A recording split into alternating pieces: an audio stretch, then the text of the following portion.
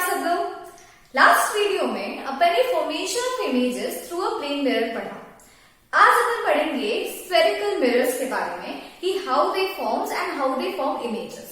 हमें पता है, या मैंने आपको लास्ट वीडियो में बताया था कि इस तरीके का एक स्फेयर होता है और आप स्फेयर को किसी भी पार्ट में अगर कट करो, सपोज अगर आप यहां से कट कर सकते हो, आप यहां से कट कर सकते हो, यहां से कट कर सकते हो, तो आपको एक कर्व्ड सरफेस ऑब्टेन होता है ना। अगर आप एक स्फेयर को, एक ग्लास के स्फेयर को इस तरीके से कट करो तो you will obtain a curved surface like this. अब इस कर्व्ड सरफेस पे अगर हम यहाँ पे पॉलिश कर दें, यहाँ पे अगर पॉलिश कर दें तो ये इसका ट्रांसमिटिंग या रिफ्लेक्टिंग सरफेस बन जाएगा। सिमिलरली अगर ये मेरा कर्व सरफेस कट हुआ है और इसमें मैं यहाँ पे अगर पॉलिश कर दूं तो मेरा ये ट्रांसमिटिंग या रिफ्लेक्टिंग सरफेस बन जाएगा, है ना। तो डिपेंडिंग अपॉन कि कौन सा सरफेस रिफ्लेक्टिंग है, हमारे पास दो टाइप के स्फेरिकल मिरर्स होते हैं। अगर ये पॉलिश सरफेस है और ये पार्ट रिफ्लेक्टिंग है तो मेरा रिफ्लेक्टिंग सरफेस कैसा है, थोड़ा अंदर बेंड हुआ है ना, ऐसा अंदर की तरफ घुसा हुआ है, केव जैसी बन रही है। इसे आप क्या बोलोगे कि this is a concave mirror. Similarly इसमें क्या हो रहा है, आपका जो रिफ्लेक्टिंग सरफेस है वो बल्ज आउट है, थोड़ा बाहर की तरफ है, इसलिए ये हो जाएगा आपका कॉन्वेक्स मिरर। तो केव अगर बन रही है तो कॉनकेव है, अगर बल्ज आउट है तो वेक्स है। केव अगर आपको याद हो गया तो कॉन्वेक्स आपको याद हो जाएगा, इसमें कंफ्यूज नहीं होना है। केव बन रही है, रिफ्लेक्टिंग सरफेस केव फॉर्म में है तो आप इसे बोलोगे कॉनकेव, और अगर बल्ज आउट है तो इसे आप बोलोगे कॉन्वेक्स मिरर। और अगर प्लेन होता है, जैसे इस सरफेस में हमने पॉलिश किया हुआ प्लेन है, this is a plane mirror, ये तो अपन पढ़ ही चुके हैं। अब कॉन्वेक्स और कॉनकेव मिरर क्या करते हैं, हमने देखा था कि अगर प्लेन सरफेस होता है और उसमें पैरेलल रेज, इंसिडेंट रेज अगर आती हैं तो जब ये रिफ्लेक्ट बैक होती है टकरा के, तो भी रिफ्लेक्टेड रेज आपस में पैरेलल होती है।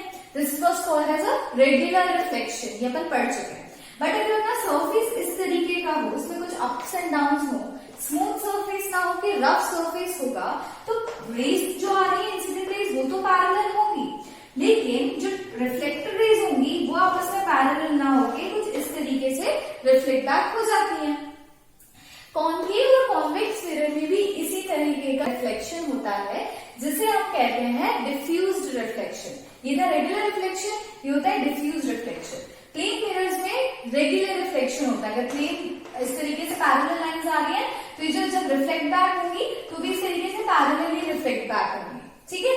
लेकिन कॉनकेव और कॉन्वेक्स मिरर में ऐसा नहीं होता, इसमें लाइंस पैरेलल आने की बजाय डिफ्लेक्ट हो जाती है। और वो डिफ्लेक्ट किस तरीके से होंगी, तो सपोज अगर इस तरीके के इंसिडेंट रेज आ रही हैं तो या तो ये इस डायरेक्शन में जाएंगी या तो इस डायरेक्शन में जाएगी, कोई एक ही डायरेक्शन में रिफ्लेक्ट बैक होंगी सारी की सारी लाइंस। तो अगर सारी लाइंस आपस में मीट करने की कोशिश कर रही हैं तो आप उसे बोलोगे कि लाइंस आर गेटिंग कन्वर्ज हो रही है लाइंस। और अगर वो एक दूसरे से दूर जाने की कोशिश कर रही हैं तो आप उन्हें बोलोगे कि लाइंस आर गेटिंग डाइवर्ज, दूर दूर जा रही है। जैसे होता है कभी कभी आप रोड से जा रहे हो, अचानक से पुलिस के बैरिकेड्स लगे होते हैं, हम बोलते हैं डाइवर्जेंस, कि यहाँ पे कुछ काम चल रहा है तो आप यहाँ से नहीं जा सकते हो, आपको अपना रूट थोड़ा सा चेंज करना पड़ेगा, you have to diverge your way. तो सिमिलरली यहाँ पे भी ऐसा ही होता है। कॉनकेव और कॉन्वेक्स मिरर में कन्वर्जेंस और डाइवर्जेंस होता है। अब किसमें क्या होता है वो देखते हैं। सपोज करिए कि कॉनकेव मिरर है, इसमें ये पार्ट पॉलिश्ड सरफेस है। अब अगर लाइट इस तरीके से पैरेलल आएंगी तो कॉनकेव मिरर क्या करता है, this is a converging lens.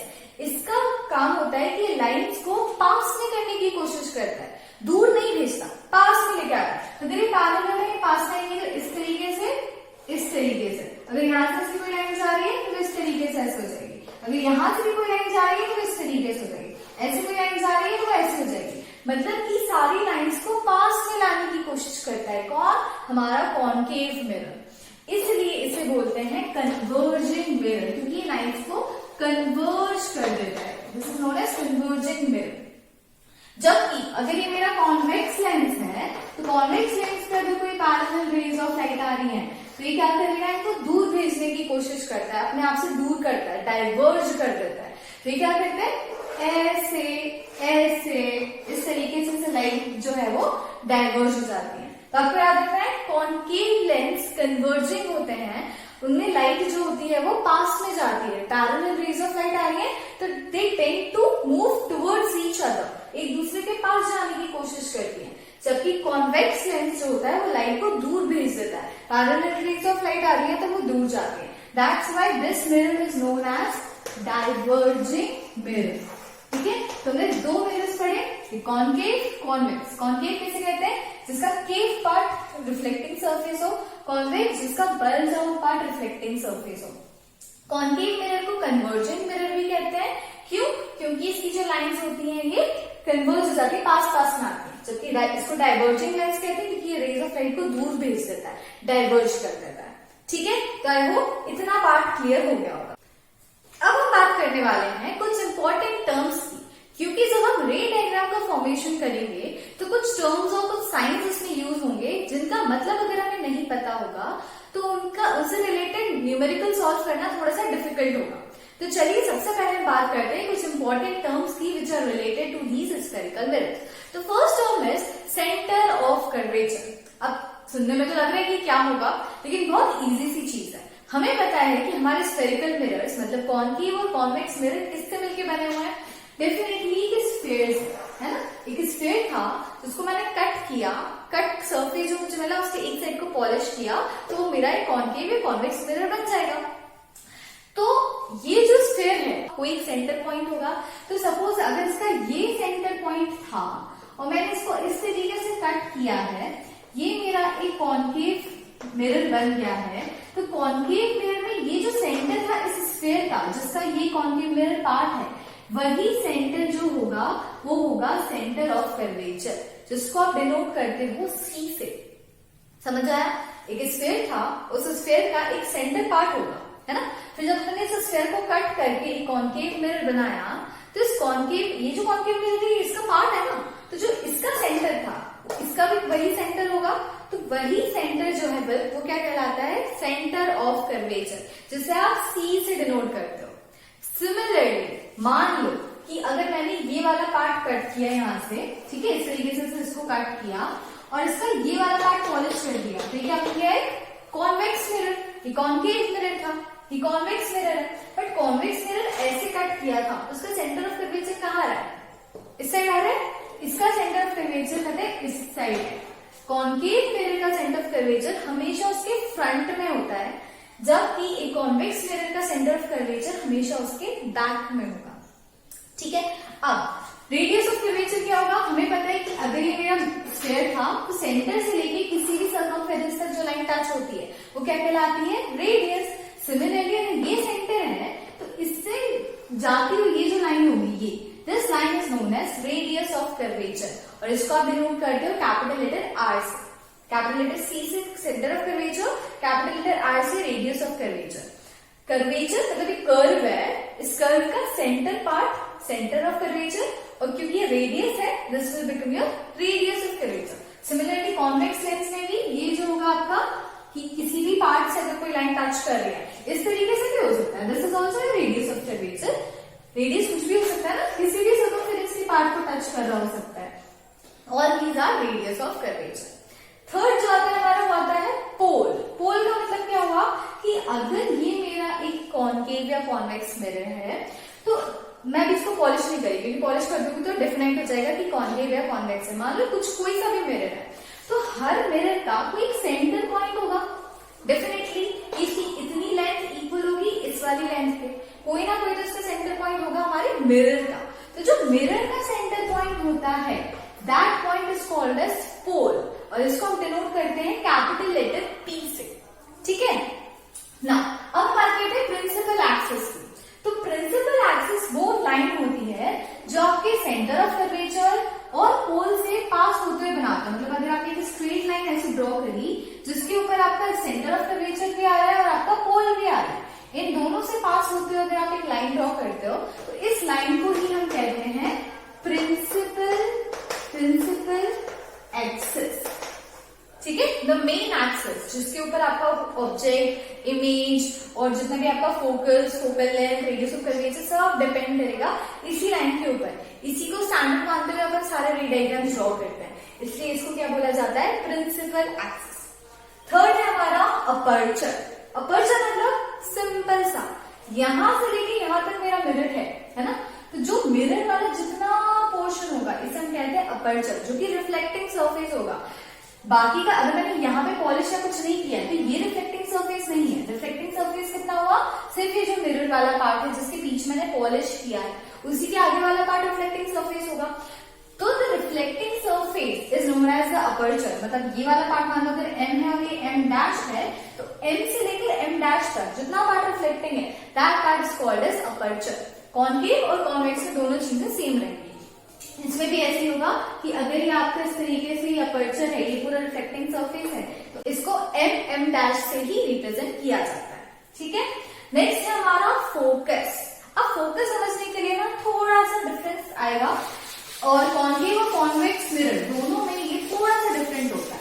देखो कैसे, सबसे पहले अपन लेके चलते हैं, मान लो एक कॉन्केव मिरर है। कॉन्केव मिरर ये है, इसका रिफ्लेक्टिंग सरफेस हो गया और इसका पॉलिश सरफेस हो गया। अब ये क्या हुआ, मेरा रेडियस ऑफ कर्वेचर हुआ, ये मेरी प्रिंसिपल एक्सिस हो गई जो पोल पे इंटरसेक्ट कर रही है। अब मान लो कि कोई सोर्स ऑफ लाइट था या फिर एक ऑब्जेक्ट है जिससे नंबर ऑफ पैरेलल रेज आ रहे हैं। ठीक है, यहां से ये पैरेलल, ये ऐसे इस तरीके से नंबर ऑफ पैरेलल रेज आती हैं। अब हमें पता है कि कॉन्केव लेंस क्या होता है, कन्वर्जिंग है। लाइट को यहां भेजेगा दूर कि पास में करेगा, डेफिनेटली पास में करेगा। तो ये लाइट इस तरीके से ऐसे ऐसे ऐसे पास में हो जाएंगे। ठीक है, अब ये जितनी भी पैरेलल लाइंस थी ना, जब ये कन्वर्ज होके प्रिंसिपल एक्सिस से पास हो रही हैं, तो ये सारी की सारी लाइन एक पर्टिकुलर पॉइंट से पास होती हैं। ठीक है, प्रिंसिपल एक्सिस पे एक पॉइंट होता है जिससे से सारी पैरेलल लाइंस कन्वर्ज होके पास होंगी। इसी पॉइंट को आप कहते हो आपका फोकस, जिसको आप कैपिटल एफ से डिनोट करते हो। ठीक है, और पोल से लेके फोकस तक का जो डिस्टेंस होगा, है ना, जैसे सेंटर ऑफ कर्वेचर और पोल का जो डिस्टेंस था उसको क्या बोला आपने, रेडियस ऑफ कर्वेचर। सिमिलरली पोल से फोकस का जो डिस्टेंस होगा उसे हम क्या बोलेंगे, फोकल लेंथ, जिसको आप डिनोट करते हो स्मॉल एफ से। ठीक है, FOCAL focal, LENGTH length, and it is denoted by small letter f।